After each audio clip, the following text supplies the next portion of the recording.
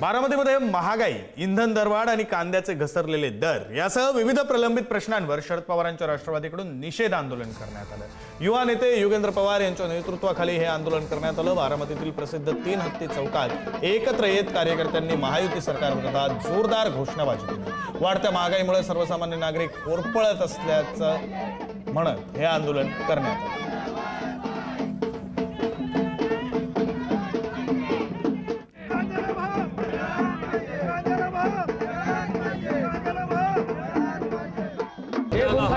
मिळाला पाहिजे।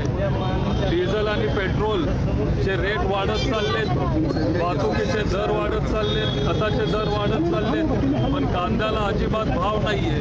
साधारण एकरी 70,000 ते 1 लाख रुपये लागतात कांदा उत्पादन करण्यासाठी, पण आता फक्त 750 ते 1000 रुपये टन असं कांद्याचा दर असल्यामुळं शेतकऱ्यांची खूप मोठी अडचण इथं तयार झालेली आहे।